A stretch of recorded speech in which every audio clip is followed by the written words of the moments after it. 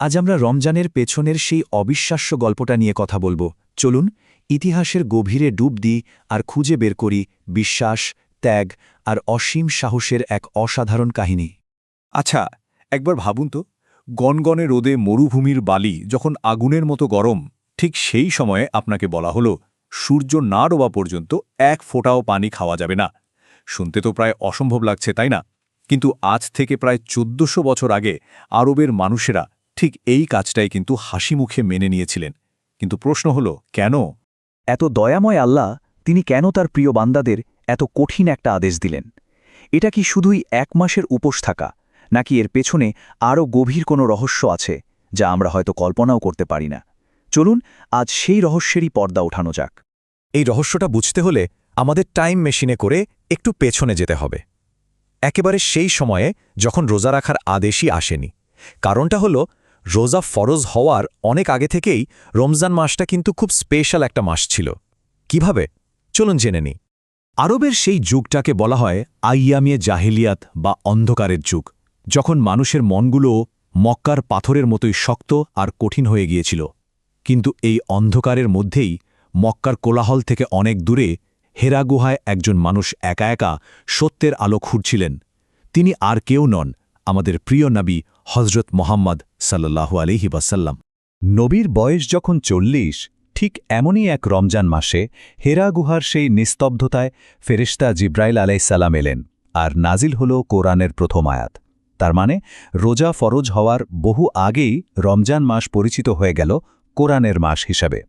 মানে কোরআন হলো আমাদের আত্মার খাবার, আর আল্লাহ ঠিক সেই মাসটিকেই বেছে নিলেন আমাদের দেহের খাবার থেকে দূরে থাকার জন্য। কি অসাধারণ এক সংযোগ, তাই না?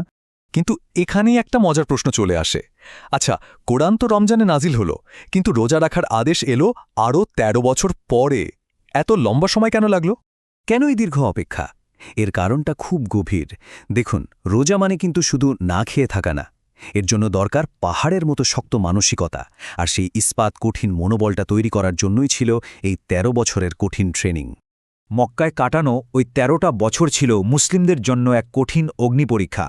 কাফেরদের অকথ্য অত্যাচার সহ্য করা, সামাজিকভাবে বয়কট হওয়া, নিজেদের ঘরবাড়ি সম্পত্তি সব ছেড়ে দেওয়া, চরম গরিবীর মধ্যে দিন কাটানো, এই সব কিছু দিয়ে আল্লাহ তাদের মনকে আসলে প্রস্তুত করছিলেন এক মহান ইবাদতের জন্য। এই কঠিন সময়টাই ছিল সেই মেন্টাল স্ট্রেংথ বা মানসিক শক্তি তৈরির একটা পাঠশালা। কারণ এই শক্তিটা ছাড়া রোজার মতো কঠিন ইবাদত পালন করা সম্ভব ছিল না। আল্লাহ তাদের শিখাচ্ছিলেন কিভাবে সব কষ্ট সহ্য করেও তার উপর বিশ্বাসটা অটুট রাখতে হয়। আর এটাই তো রোজার আসল ভিত্তি, তাই না? এরপর গল্পের মোড়টা একদম ঘুরে যায়। মক্কার কষ্টের দিন শেষ হল। নবীজি সাল্লাল্লাহু আলাইহি ওয়াসাল্লাম ও তার সাহাবীরা হিজরত করে মদিনায় চলে এলেন। মদিনা ছিল একটা শান্তির জায়গা। কিন্তু এরপর কি হল? মদিনায় আসার পর সাহাবীদের মনগুলো যেন কষ্টের আগুনে পুড়ে খাঁটি সোনায় পরিণত হয়েছিল। মানে এই কঠিন পরীক্ষাগুলো তাদের ভেতরটাকে এমনভাবে তৈরি করে দিয়েছিল যে তারা আধ্যাত্মিকভাবে যে কোনো কঠিন আদেশের জন্য একদম রেডি ছিলেন। তারা ছিলেন আল্লাহর সৈনিক, যে কোনো পরীক্ষার জন্য প্রস্তুত। অবশেষে হিজরতের দ্বিতীয় বছরে শাবান মাসে সেই মাহেন্দ্রক্ষণ এলো, রোজার আদেশ নাজিল হল। কিন্তু দেখুন আল্লাহ কতটা দয়াময়, তিনি কিন্তু একবারে এই কঠিন বিধান চাপিয়ে দেননি। আদেশটা এসেছিল দুটো সহজ ধাপে। প্রথমে অপশন দেওয়া হলো, হয় রোজা রাখো অথবা এর বদলে একজন গরিবকে খাইয়ে দাও। পরে যখন সবাই মানসিকভাবে এতে অভ্যস্ত হয়ে গেল, তখন সক্ষম ব্যক্তিদের জন্য রোজা রাখাটা ফাইনালি বাধ্যতামূলক করা হলো। আল্লাহর কি অসাধারণ করুণা!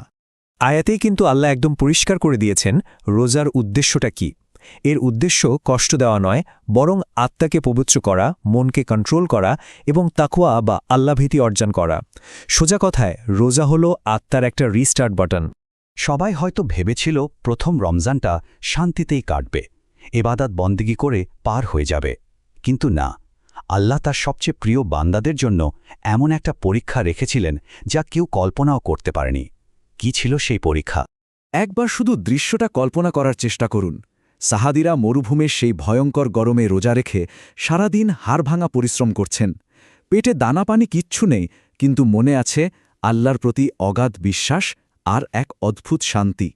ঠিক তখনই প্রথম রমজানের ১৭ তারিখে একটা খবর এলো। মক্কা থেকে 1000 সৈন্যের এক বিশাল বাহিনী মদিনা আক্রমণ করতে আসছে। আর এদিকে মুসলিমদের পক্ষে যুদ্ধ করার মতো আছেন মাত্র 313 জন। এখন কি হবে?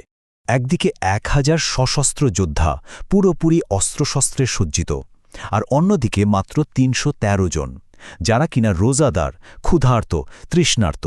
যে কোনো হিসাবেই এই যুদ্ধ জেতাটা ছিল প্রায় অসম্ভব। কিন্তু তারা কি হাল ছেড়ে দিয়েছিলেন? একদমই না। আর এখানেই বোঝা যায় রোজার আসল ক্ষমতাটা কোথায়। রোজা হয়তো তাদের শরীরকে দুর্বল করে দিয়েছিল, কিন্তু তাদের আত্মাকে, তাদের বিশ্বাসকে করে তুলেছিল ইস্পাতের চেয়েও অনেক বেশি কঠিন। আর তারপর যা হলো সেটা ইতিহাস। বদরের মাঠে ওই 313 জন রোজাদার যখন আল্লাহু আকবার বলে ঝাঁপিয়ে পড়লেন, তখন আল্লাহ আকাশ থেকে ফেরেশতা পাঠিয়ে সাহায্য করলেন, আর সেই রোজাদার বাহিনী এক অবিশ্বাস্য অলৌকিক বিজয় ছিনিয়ে আনল। সেদিন গোটা পৃথিবী দেখেছিল একজন রোজাদারের দোয়া আর আল্লাহর সাহায্যের মধ্যে কোনো দেয়াল থাকে না। কি অসাধারণ এক বিজয়! এই যে বদরের ঘটনা, এটাই আমাদের রোজার আসল মানেটা চোখে আঙুল দিয়ে দেখিয়ে দেয়। এটা শুধু সকাল থেকে সন্ধ্যা না খেয়ে থাকা নয়, এর চেয়েও অনেক অনেক বেশি কিছু। কি সেই শিক্ষা? রোজা আসলে একটা যুদ্ধ, তবে বাইরের কারোর সাথে না, নিজের ভেতরের শত্রুর সাথে। নিজের ভেতরের অহংকার, রাগ, লোভকে কন্ট্রোল করার যুদ্ধ।